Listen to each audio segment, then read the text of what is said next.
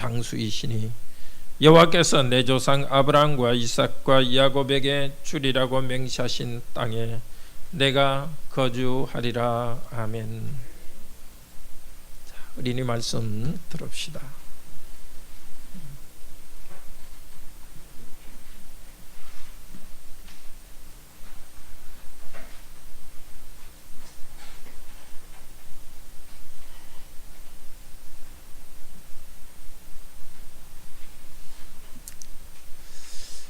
여러분들 하나님 말씀 집에서도 읽고 또 교회에서도 배우는데요, 어떻게 하나님 말씀이 좀 어려워요? 쉬워요?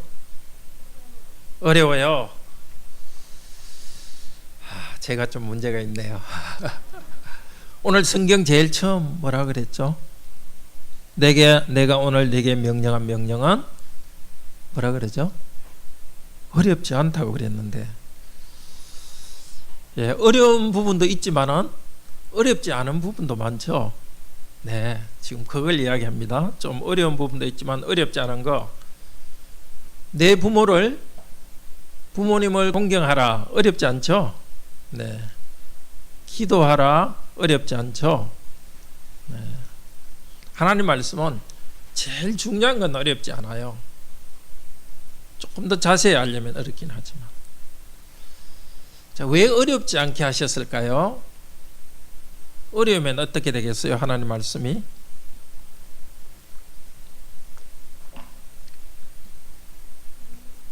네? 안 믿죠. 맞아요. 누구든지 예수 그리스도 이름을 부르면 구원받는다 하고, 예수님이 우리를 위해서 십자가에 죽으시고 부활하셨다. 아주 복잡하지 않죠? 그런데 너무 어려우면 사람들이 안 믿죠. 또 이해를 못하니까 믿을 수도 없어요. 그러니까 하나님 말씀은 우리한테 믿으라고 주었기 때문에 어렵지 않아요. 또 하나, 말씀을 믿으면 어떻게 또 해야 되죠? 우리가 말씀대로 실천해야 되죠. 그래서 말씀대로 행하도록 어렵지 않게 했어요. 그런데 하나님께서 말씀하신 대로 순종하면 어떤 일이 우리한테 생기죠? 우리한테 하나님 뭘 주시겠다고 했죠? 오늘 읽어보니까 뭘 준다고? 네? 땅을 주고, 그 땅 위에서 무엇든지 잘 되는 걸 뭐라 그러죠? 목숨, 생명을 주고, 또 복을 주시고, 말씀대로 하면 복을 주신다고 약속했습니다.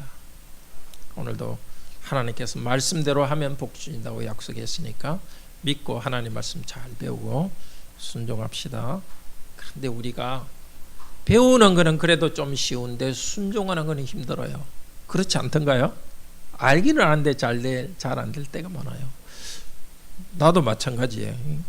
알기도 아는데 잘 안 돼요. 그래서 예수님이 우리를 도우시는데, 하나님 뜻대로 안 하면은 하나님께서 심판을 하시는데, 예수님께서 우리를 위해서 십자가에서 심판을 받으셔서 우리 죄를 용서하셨어요. 그리고 지금 성령님 우리와 같이 계십니다. 행동하는데, 순종하는데 잘 안 되니까 지금 성령님을 보내주셨어요. 우리가 이제는 하나님 말씀을 읽고 배운 다음에 그대로 실천하고 순종해야 됩니다. 그럴 때 성령님을 의지해서, 여러분, 성령님 저를 도와주세요. 예수님 순종하게 해주세요. 하나님 순종하게 해주세요. 하나님을 믿으면서 순종하기 바랍니다. 그래서 여러분이 많은 복 받기 바라요. 복 제일 중요한 것은 하나님이 나와 함께 하신다는 그걸 경험하는 거. 두 번째는 뭐든지 잘 되는 거. 건강하고 공부할 때도 잘 되고, 또 여러분이 나중에 일하면 돈도 벌게 되고, 그런 복을 주세요. 계속해서 우리 하나님 말씀을 들읍시다.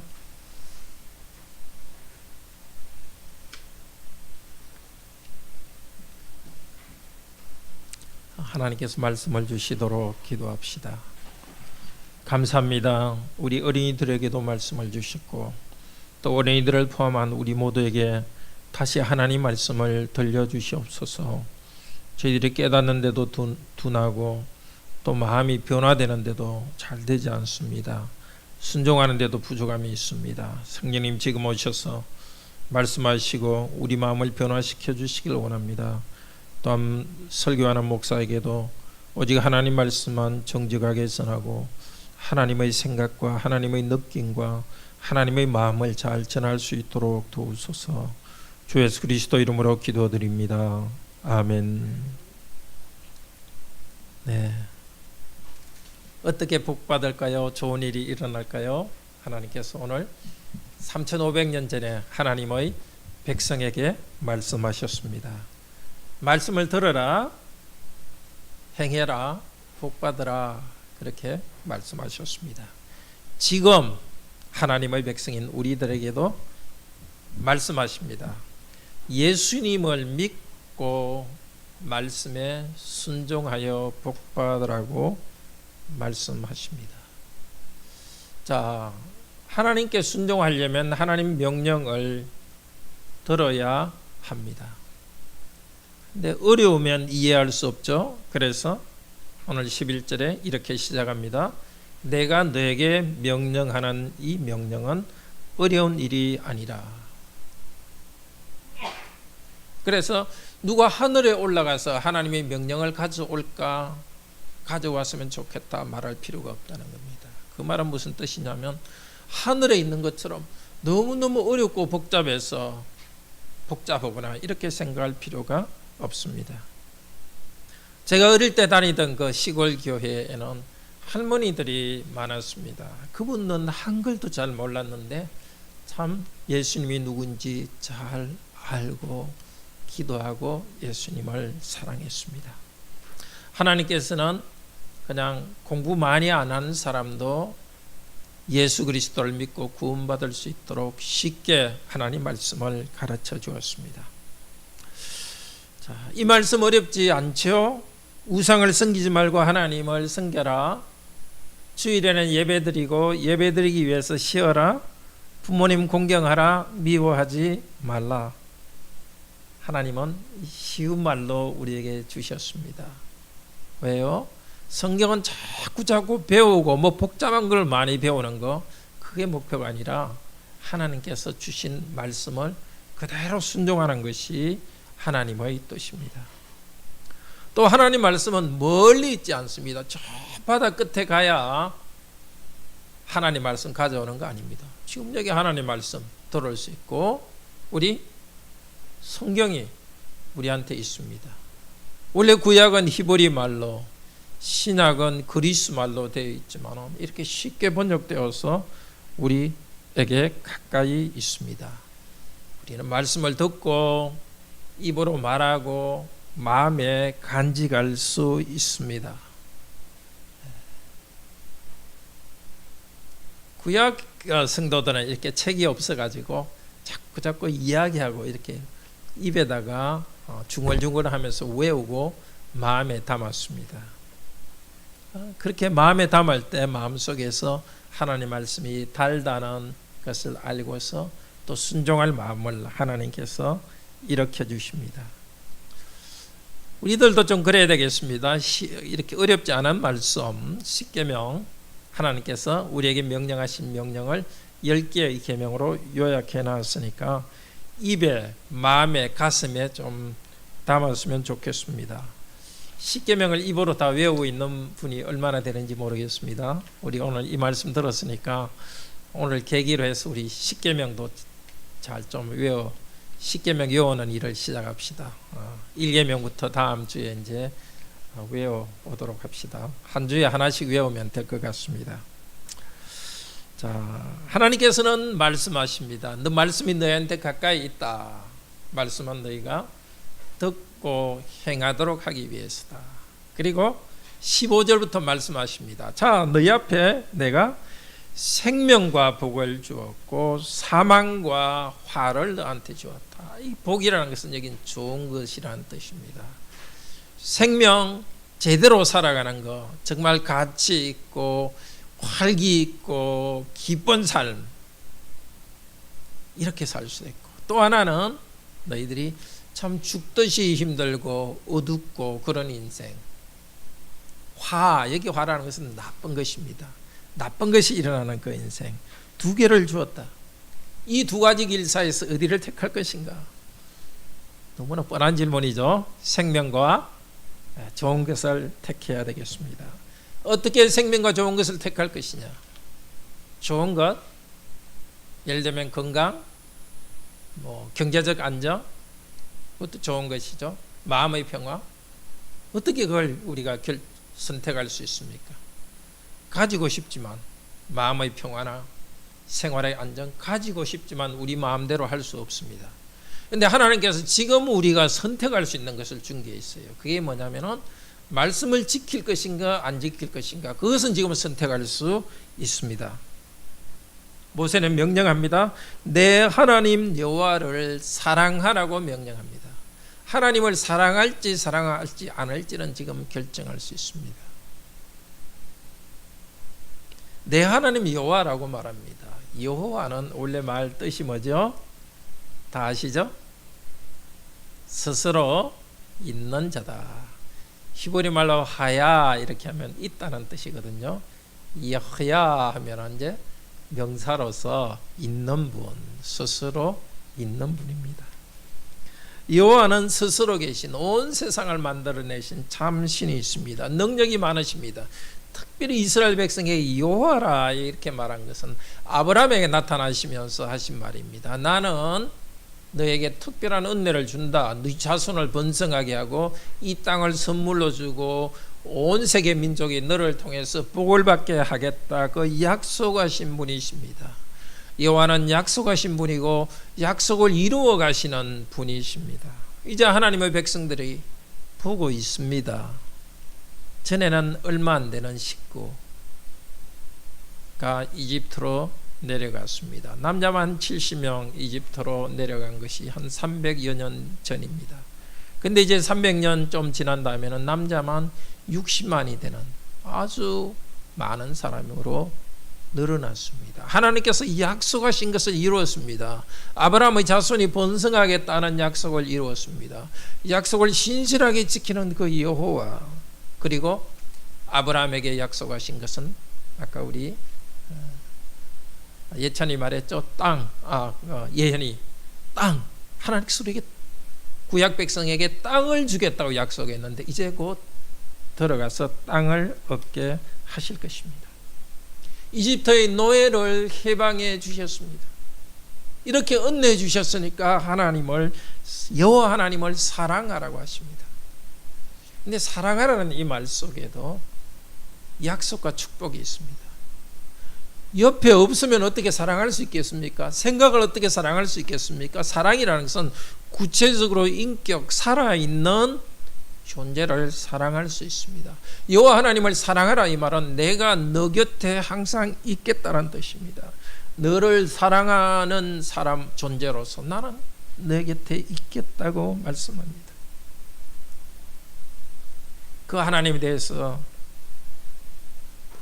이스라엘 백성은 하나님을 사랑하도록 불러주십니다. 짝사랑하는 것이 아닙니다. 있지도 않은 분을 생각만 하는 것이 아니라 영적으로 함께 계신 그분을 짝사랑이 아니라 사랑하게 합니다. 어떻게 구약 백성은 사랑했습니까? 제사로 예배드리면서 사랑하게 하셨습니다. 그리고 하나님 말씀에 순종하면서 사랑하게 하셨습니다. 그러니 여러분들도 부모님을 사랑한다면 부모님 말씀에 순종하면서 사랑을 표시하지 않습니까?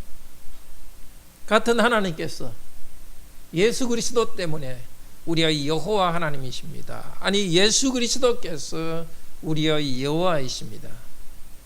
예수님은 세상 끝날까지 내가 너희와 함께 있으리라고 약속하셨습니다. 그리고 나를 사랑하라고 하십니다. 거짓말하지 않는 그분께서는 우리를 사랑하시면서 우리와 함께 하시면서 사랑하라고 하십니다. 우리 하나님을 사랑하고 예수님을 사랑합시다. 지금 이렇게 경배하면서 그분을 높이면서 사랑합시다. 예수 그리스도 이름을 부르고 예수님, 제가 당신을 사랑합니다. 하나님, 제가 당신을 사랑합니다. 사람을 사랑할 때도 그렇지 않습니까? 말로서 사랑을 표현하지 않습니까? 제가 하나님을 사랑합니다. 더 사랑할 수 있도록 해주세요. 하나님을 사랑하면 어떻게 하라고 합니까? 하나님이 너에게 주신 길로 걸어가라. 하나님이 너에게 주신 명령을 지키라. 명령을 지키는 것을 하나님의 길로 걸어가라고 합니다. 자, 하나님의 백성은 명령 하나하나를 지킵니다.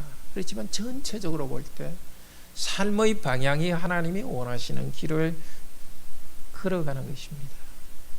우리들의 삶에서도 하나하나를 지키는 것뿐만 아니라 내 삶의 전체가, 삶의 방향이 하나님이 원하시는 길을 걸어가도록 합시다. 하나님을 사랑하며 하나님이 원하시는 길을 걸어가면 살고 번성할 것이라고 말합니다. 산다는 것은 그냥 숨만 쉬고 있는 것이 아닙니다. 사람답게 사는 것입니다. 행복이 넘치는 삶을 말합니다. 살아있는 행복감. 번성할 것이요, 자손을 많이 두게 됩니다. 사람이 이룰 수 있는 가장 큰 업적은 자녀를 낳고 기르는 것입니다. 물건은 공장에서 찍어낼 수 있지만 사람은 그렇게 생산할 수 있는 것이 아닙니다. 가장 귀한 열매, 자손의 복을 주겠다고 하십니다. 생명하고 번성하는 복, 거기에 이어서 땅을 다스리고 정복하는 복을 주겠다고 하십니다. 내가 차지하기 위해서 들어가는 땅에서 복을 주실 것이다. 이제 곧 약속하신 땅을 주십니다. 하나님 명령에 순종할 때에 가나안 땅을 정복하게 해 주실 것입니다. 땅을 주실 뿐만 아니라 그 안에서 복을 주겠다 하십니다. 어떻게 해요? 그 땅을 정복할 뿐만 아니라 토지를 다스릴 것입니다. 땅을 개간하고 과일나무를 심고 곡식을 뿌릴 것입니다. 그럴 때 하나님께서는 과일을 많이 주실 것입니다. 관계되지 않는 것 같지요? 생활이 안정되고 가정이 안정되려면 무슨 내가 노력하고 돈을 많이 벌고 자녀들하고 이야기를 많이 나누고 그만 있으면 되겠다. 사람들은 그렇게 생각합니다. 그러나 원인 결과 이 가정과 또 경제적 삶의 행복을 만들어내는 원인은 하나님 말씀에 순종하는 데 있습니다. 하나님을 사랑하는 데 있습니다. 우리 노력의 결과가 어떻게 될지를 우리는 결정할 수 없습니다. 우리가 결정할 수 있는 것은 하나님을 사랑하고 그분이 원하시는 길을 걸어가며 순종하는 것입니다. 그러면 그 결과로서 하나님께서 복 주신다고 약속하셨습니다. 그런데 하나님께서는 복을 약속하시면서 동시에 죽음과 저주를 경고하셨습니다. 17, 18절에서 말합니다. 너가 만약에 인생의 마음이 바뀐다면, 내가 원하는 길을 걸어가지 않는다면 불행을 각오해라고 합니다. 하나님을 사랑하고 순종하는 마음에서 벗어난다면, 불순종하여 다른 길로 벗어난다면, 우상들을 섬긴다면, 다르게 말해서 변심한다면 불행을 각오해라고 합니다. 엄중히 선언하십니다. 망하고 망할 것이다. 반드시 망한다는 것은 망하고 망할 것이다. 너희가 그 땅에 들어가서 상속지를 받지만은 그 땅에서 망할 것이라고 합니다. 왜인지 앞쪽에서 들어가는 땅에서 내가 복 주실, 너희가 살 것이다 말했는데 여기서 벌을 내리신다는 말에서는 땅이 아니라 토지라는 말을 씁니다. 토지. 조금 의도적인 것 같습니다. 너희가 땀 흘려 수고해서 그 땅, 토지를, 그냥 땅을 그 경작할 수 있는 토지를 만들더라도 수고했지만 그 토지에서 네가 인생이 길지 못할 것이다. 말씀을 순종하면 참 생명을 누리고 땅에서도 길게 살 것이라고 했습니다. 그러나 하나님 말씀에 순종하지 않으면 그렇게 수고한 그 땅도 누리지 못하고 망할 것이라고 합니다. 그냥 불행한 정도가 아니라 망하겠다고 합니다.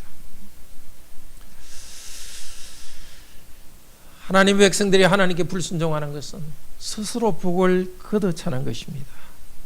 하나님을 사랑하지 않는 것, 하나님께 순종하지 않는 것. 대개 왜 그렇게 합니까?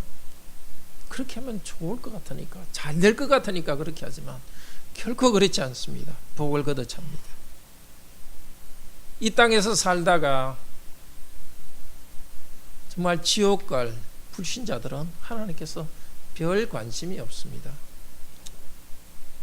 잘 살아도, 나쁜 짓 하며 잘 살아도 그냥 잘 살게 내버려 둡니다. 그러나 여러분들은 하나님의 가문의 영광스러운 식구들입니다. 하나님 그렇게 품위 없게 잘못할 때 그냥 두지 않습니다. 오히려 땅의 불행을 통하여서 하나님 당신에게 돌아오게 하십니다. 네, 하나님께서 좋은 말 하실 때 그대로 순종하도록 합시다. 말씀대로 하나님을 사랑하도록 합시다. 생명을 선택하라고 말씀합니다. 19절 20절에서 내가 하늘과 땅을 증인으로 삼는다. 하나님 그분이 확실한 증인이시지만은 백성들의 마음을 굳게 하기 위해서 말합니다. 15절에서 말했던 걸 19절에서 다시 반복해서 말합니다. 내가 너에게 선택하도록 주었다. 생명과 죽음 둘 중에 하나를 선택해라.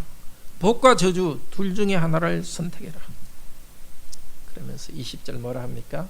내 자신이 너희의 생명이요 너희 오래 사는 것이다. 자세히 말하면 그 뜻입니다. 하나님을 사랑하면 오래 살고 생명을 누린다 이렇게 말해도 되지만 하나님 그분이 우리의 생명이고 우리가 오래 사는 생명입니다. 모든 생명이 하나님 안에 있습니다. 살아 움직이는 것도 하나님께서 생명을 주시는 것이지만 여기서 생명은 참 생명을 말합니다. 신의 성품에 참여하는 생명, 품위 있게 사는 생명, 천박한 가운데 행복을 누리는 것이 아니라 하나님과 동행하는 함께하는 가운데 있는 생명입니다. 하나님의 생명을 누리기 위해서 하나님을 사랑하고 그분의 목소리를 들으라. 청종하라는 것은 그분의 목소리와 음성을 들으라는 것입니다. 하나님께서 사랑하면서 우리에게 말씀하십니다. 성경 말씀으로 말씀하십니다. 그 말씀을 듣고 하나님을 사랑합시다. 그리고 그분을 의지하라. 우리 가정기도문 보신 분들은 무슨 뜻인지 아시죠? 그분을 의지하라는 것의 정확한 뜻은 창세기 2장 24절에 나오는 것과 같은 단어죠.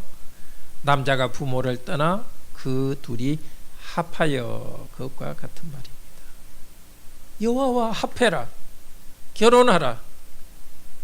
여호와 하나님의 너희들은 우리는 하나님의 자녀이기도 하지만 또 다른 비유는 하나님의 신부입니다. 결혼한, 언약을 맺고 결혼한 상태입니다. 하나님과 이혼하지 말고 하나님과 딱 붙어서 있으라.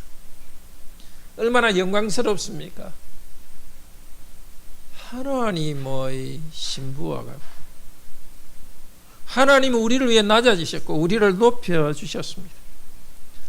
하나님 먼저 우리를 사랑하셨고 초대하십니다. 너희가 나를 사랑해라. 내 명령을 지키라. 나한테 꼭 붙어 있으라. 어떻게 꼭 붙어 있습니까? 하나님 말씀을 하나하나 지키면서 붙어 있습니다. 하나님 이름을 부르면서 붙어 있습니다. 내가 사랑하시는 하나님. 저도 개인적으로 요즘 제 자신을 돌아보며 좀 반성하고 있는 게, 하나님 이름을 좀 더 불러야 되겠다. 하나님 대해서 말도 하고 하나님에 대해서 생각을 하는데 정말 하나님 그분의 이름을 부르는 데는 좀 부족하다고 제 스스로가 생각하고 있습니다. 가족이 같이 있으면서 아내에 대해서 생각만 하고 여보라는 말을 한 번도 안 하고 이렇게 지나간다면 얼마나 이상하겠습니까? 하루 내내.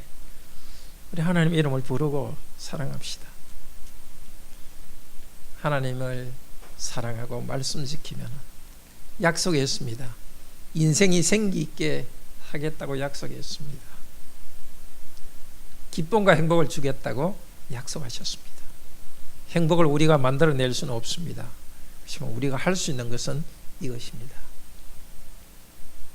하나님을 사랑하고 그 말씀을 지키는 것입니다. 기쁨과 행복은 하나님께서 주신다고 약속했습니다. 들으라 행해라 복받으라. 하나님께서 복 주시려고 말씀하십니다. 맞습니다. 하나님 명령이 우리 앞에 있습니다. 복도 우리 앞에 있습니다. 근데 명령과 복 사이에 뭐가 놓여 있죠? 다리가 있습니다. 뭐죠? 행함입니다. 행해야 돼. 복종해야 됩니다. 명령은 알고 복 얻는 것도 알겠는데 우리에게 행할 힘이 없습니다. 본성상 우리는 하나님을 미워하는 경향이 있고 이웃도 싫어하는 경향이 있습니다. 하나님 율법은 우리에게 좋은 것이지만 우리에게 문제가 있습니다. 그래서 하나님께서는 하나님 말씀을 듣지 않는 백성들을 벌을 내리시면서도 다시 용서하시고 받아들여 주십니다. 오늘 우리 본 신명기 30장 1절에서 3절에서 용서하시는 하나님에 대해서 말씀합니다. 행함이 없고 불순종하는 백성을 용서하시면서 다시 받아들이시는 하나님. 30장 1절에서 3절 같이 읽읍시다. 내가 내게 진술한 모든 복과 저주가 내게 임함으로 내가 내 하나님 여호와로부터 쫓겨간 모든 나라 가운데서 이 일이 마음에서 기억이 나거든 너와 내 자손이 내 하나님 여호와께로 돌아와 내가 오늘 내게 명령한 것을 온전히 따라 마음을 다하고 뜻을 다하여 여호와의 말씀을 청종하면 내 하나님 여호와께서 마음을 돌이키시고 너를 긍휼히 여기사 포로에서 돌아오게 하시되 내 하나님 여호와께서 흩으신 그 모든 백성 중에서 너를 모으시리니. 하나님께서는 벌하시는 것이 마지막이 아닙니다. 벌을 내리시고 다시 우리에게 회개할 마음을 주시고 돌아오게 하신다고 약속하십니다. 구약 백성의 그들의 행위대로 갚으시는 것이 아니라 은혜로 다시 회복시켜 주십니다. 구약 성도에게는 이렇게 율법과 함께 하나님의 은혜가 나타났습니다. 그러나 우리에게는 하나님의 은혜가 더 환하게 비치고 있습니다. 하나님의 아들 예수 그리스도를 통했습니다. 신명기 30장의 말씀을 로마서 10장이 쭉 인용하고 있습니다. 이제 로마서 10장 말씀을 보면서 우리 주 예수 그리스도께서 우리에게 이 신명기의 복을 어떻게 이루시는지 배웁시다. 이 말씀을 배우면서 우리 마음이 변화되면서 이 신명기에서 약속한 복을 그리스도 안에서 새롭게 얻기를 바랍니다. 신약성경 253페이지입니다. 로마서 10장 4절 같이 읽읍시다. 그리스도는 모든 믿는 자에게 의를 이루기 위하여 율법의 마침이 되시니라. 자, 마쳤다는 것은 그냥 모든 걸 그만두는 것도 마침이라고 합니다. 근데 여러분 일하다가 그냥 마칠 때 어떻게 하죠? 일을 끝낸 다음에 마치죠. 그래서 이게 마쳤다는 것은 끝낸다, 완성하다는 뜻도 됩니다. 목표 이런 뜻도 있습니다. 율법, 구약 율법의 목표는 예수 그리스도입니다. 예수 그리스도께서 율법을 다 이루셨습니다. 그러니까 율법에서 이야기하던 그것을 예수 그리스도를 통해서 우리에게 하나님께서 다 주십니다. 그런데 유대인들은 예수 그리스도께서 오셨는데도 자기 노력으로 선하게 되려고 했습니다. 예수 그리스도를 믿지 않았습니다. 자기의 노력으로 선행을 해서 복을 받는다고 생각했습니다. 자기들이 율법을 다 지키지 못한다는 죄인이라는 것을 잘 알지 못했고 잘 지킨다 생각하고 있었습니다. 맞습니다. 율법은 좋은 것입니다. 이어서 로마서 10장 5절은 말합니다. 모세가 기록하되 율법으로 말미암는 의를 행하는 사람은 그 의로 말미암아 살리라. 금방 말씀을 들었죠. 하나님 말씀을 지키면은 그 의로 말미암아 사는 것은 맞습니다. 문제는 율법에 있는 대로 의를 다 행해서 하나님께 인정받을 사람 아무도 없습니다. 그래 너 잘했으니까 자격이 있다 하면서 생명을 받을 수 있는 사람 아무도 없습니다. 더구나 우리 예수님께서는 하나님의 명령을 더 잘 가르쳐 주셨습니다. 살인하지 말라 6계명을 잘 가르쳐 주셨습니다. 미워하는 것도 살인이다. 욕하는 것도 살인이다. 다른 사람의 그 생명의 기운을 뺏어가기 때문이다. 간음하지 말라 7계명 잘 가르쳐 주셨습니다. 자기 남편이나 아내 아닌 사람에게, 또 결혼하기 전에 성적으로 생각을 계속하고 있는 것도 간음이다. 이 명령 누가 지킬 수 있습니까? 아무도 지킬 수 없습니다. 아니, 우리들은 지키려고 하지 않습니다. 왜냐하면 탐심 때문에. 하나님의 말씀을 어기면 뭔가 좋은 일이 생길 것 같으니까. 하나님께서는 여전히 그분의 명령을 지키지 않는 자에게 저주하십니다. 죽음을 오게 하십니다. 인생이 죽음과 같이 어둡습니다. 생명을 누리지 못합니다. 죽어서는 영원한 지옥이 기다리고 있습니다. 복을 위해서 주신 이 율법의 말씀이 우리에게 저주가 됩니다. 이 율법을 행하면 복을 주겠다 했는데, 또 행하지 않으면 저주가 있다고 했는데 저주가 됩니다. 더구나 우리가 하나님 말씀을 잘 지키려고 말씀을 읽을수록 우리는 우리의 죄를 깨닫게 됩니다. 불신자들은 이 말씀이 없으니까 자기가 좀 괜찮은 사람인 줄 압니다. 선한 줄 압니다. 그러나 우리는 교회에서 말씀을 배우면서 죄책감을 느낍니다. 그렇지만 여러분은 참으로 복됩니다. 그 죄책감이 여러분을 그리스도 안에 있는 구원으로 이끌어갑니다. 계속 로마서 10장을 봅시다. 6절에 이렇게 말합니다. 같이 읽읍시다. 믿음으로 말미암는 의인은 이같이 말하되 내 마음에 누가 하늘에 올라가겠느냐 하지 말라 하니, 올라가겠느냐 하면 그리스도를 모셔 내리려는 것이요. 그렇죠? 누가 하늘에 올라가서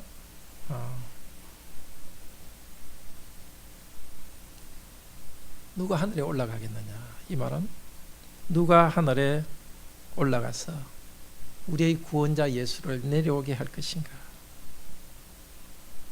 그리스도 메시아를 하늘에서 내려오게 할 필요가 없습니다. 하나님께서 하나님의 아들을 이 땅에 보냈습니다. 8절은 또 이렇게 말합니다. 같이 읽읍시다. 혹은 7절 혹은 누가 무저갱에 내려가겠느냐 하지 말라 하니, 내려가겠느냐 하면 그리스도를 죽은 자 가운데서 모셔 올리려는 것이라. 우리 주 예수님이 오셔서 십자가에 죽으셨는데 누가 예수를 살아나게 하겠느냐, 죽음에서 부활하게 할 수 있느냐? 우리가 할 수 있는 것이 아닙니다. 하나님께서 이미 하셨습니다. 하늘에서 하나님의 아들이 내려오게 하셨고 십자가에 죽게 하셨고 부활하게 하셨습니다. 8절에서 이렇게 말합니다. 제가 읽겠습니다. 그러면 무엇을 말하느냐? 말씀이 내게 가까워 내 입에 있으며 내 마음에 있다 하였으니. 신명기에 나온 말씀이죠. 곧 우리가 전파하는 믿음의 말씀이라. 올라가서 말씀을 가져오고 내려가서 말씀을 가져오겠느냐? 이 무저갱이라는 것은 원래 땅의 지옥을 말하는데요, 멀리 바다에서 말씀을 가져오겠느냐, 그것을 좀 의역해서 한 말입니다. 우리가 예수님을 우리 힘으로 땅에 내려오게 할 수도 없고 부활하게 할 수도 없습니다. 알 수도 없습니다. 그러나 말씀이 우리에게 가까이 있습니다. 뭐라고요? 사도 바울은 우리가 전하는 믿음의 말씀이라. 우리가 노력하지 않아도 이루어진 일입니다. 하나님 아버지의 예정 가운데서 하나님 아들을 이 땅에 보내셨습니다. 저와 여러분의 죄를 위해서 하나님의 저주를 예수 그리스도 위에 쏟아 부었습니다. 이 사실을 우리는 알 수가 없습니다. 사도들이 전한 복음을 통해서 우리는 압니다. 사도들이 기록한 이 성경 말씀을 통해서 압니다. 이 복음 진리에 대해서 우리가 다른 것을 복잡하게 생각할 이유가 없습니다. 우리에게 전해진 이 말씀, 우리가 입으로 말할 수 있고 우리가 마음에 담을 수 있는 말씀입니다. 구약 성도에게 행하라는 명령을 주셨지만 오늘 이 복음은 뭐라고 말합니까? 믿음의 말씀이라고 합니다. 맞습니다. 행해야 복을 받습니다. 그러나 행하라는 명령 중에 그보다 뭘 주셨습니까? 행하라는 명령보다 먼저 주신 것이 믿음의 말씀을 주셨습니다. 행하라 그 말씀을 하기 전에 믿으라고 하십니다. 9절에서 무엇을 믿을지를 말씀하고 있습니다. 우리에게 복을 주시는 하나님께서 이제는 행함 이전에 이 복을 받기 위해서 믿으라고 하십니다. 9절 같이 읽읍시다. 네가 만일 내 입으로 예수를 주로 시인하며 또 하나님께서 그를 죽은 자 가운데서 살리신 것을 내 마음에 믿으면 구원을 받으리라. 믿으라. 예. 믿기 위해서는 인정해야 됩니다. 입으로 예수를 주로 신하기를 바랍니다. 주님, 주라는 것은 여호와라는 뜻입니다. 예수는 여호와다. 주, 주인님입니다. 우리가 어떻게 예수님이 여호와라는 것을 우리가 어떻게 알 수 있습니까? 사도들이 전한 복음 때문입니다. 그렇게 전했기 때문에 우리가 그 말씀을 가져오기 위해서 그 예수님을 만들기 위해서 우리가 하늘에 올라가야 되는 것도 아니고 우리에게 이렇게 사도를 통해 주신 말씀입니다. 이 말씀을 믿으러 갑니다. 예수는 여호와라고 증거하고 있기 때문에 저는 믿습니다. 여러분도 믿는 줄 압니다. 계속 믿읍시다. 예수는 주님이시요 또 하나님께서 그를 죽은 자 가운데서 살리신 것을 내 마음에 믿으면 그렇습니다. 하나님께서 예수님을 죽은 자 가운데서 살리셨다. 사도들은 보았습니다. 예수님이 죽는 것을 보았습니다. 사도들은 보았습니다. 예수님이 부활하신 모습을 보았습니다. 베드로도 보았습니다. 바울도 보았습니다. 그들이 복음을 기록해 주었습니다. 우리는 보지 못했지만 이 말씀, 우리에게 가까이 있는 이 성경 말씀을 통해서 믿습니다. 죽은 것은 그 의미를 우리는 알지 못합니다. 그러나 성령께서 예수 그리스도께서 자기에게 대해서 말씀하셨습니다. 나는 너희 죄를 위한 속죄 제물이다. 그리고 사도 바울을 통해서 성령께서 말씀하셨습니다. 하나님께서 우리 죄를 위하여서 하나님의 아들을 속죄 제물로 세우셨다고 하십니다. 저와 여러분이 받아야 될 저주를 예수께서 받으셨고 속죄 제물이 되셨기 때문에 예수를 믿는 우리들은 하나님께서 죄를 용서하셨습니다.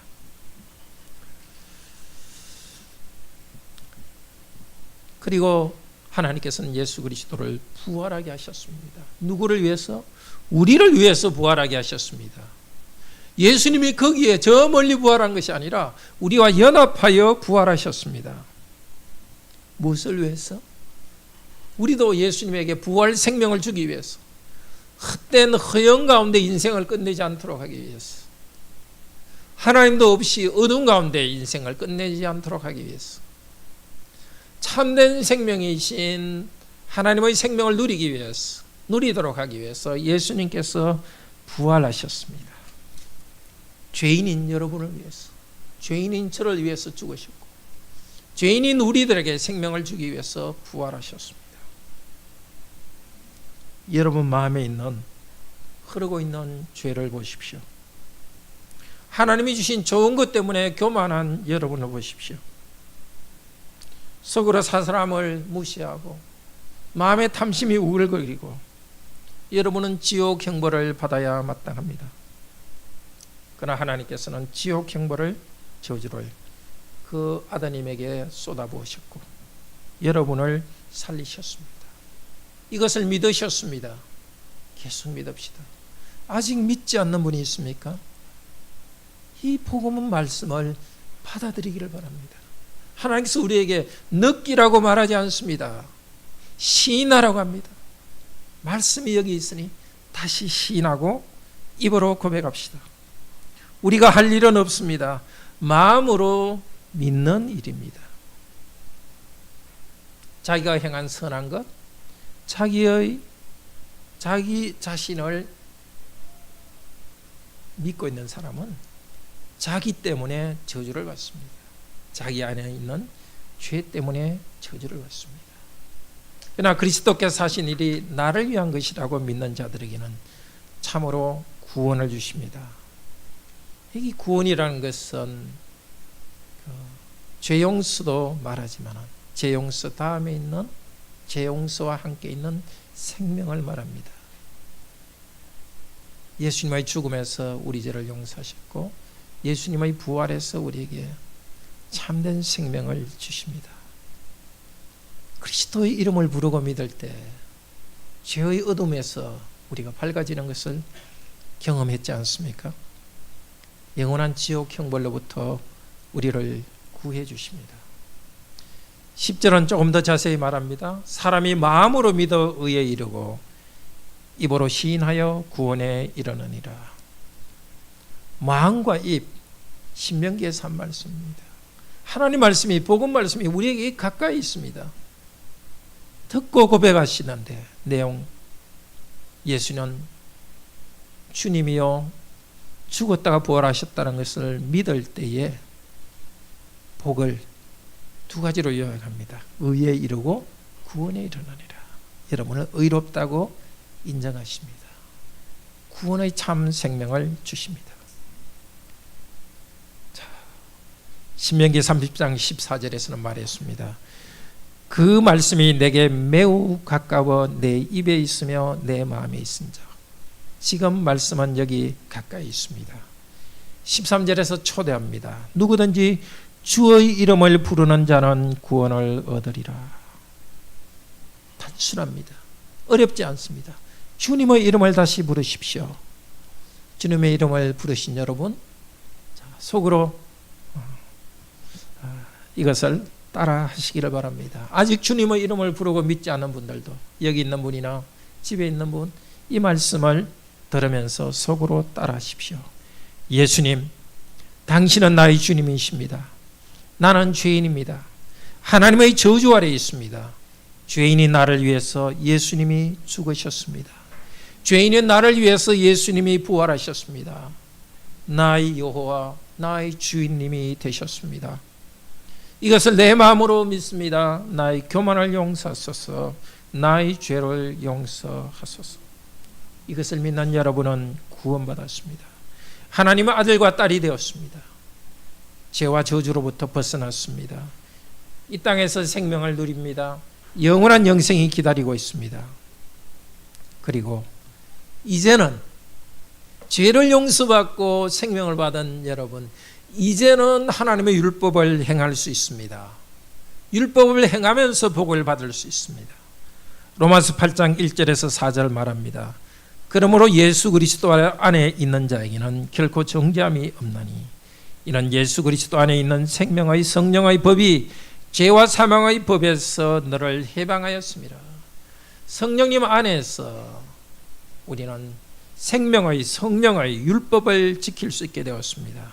성령님을 따라 행하는 우리에게 율법의 요구가 이루어지게 하려 합니다. 행하면 복을 받는데 이제는 성령님을 따라서 행함으로써 복을 받게 됩니다. 시작은 어디입니까?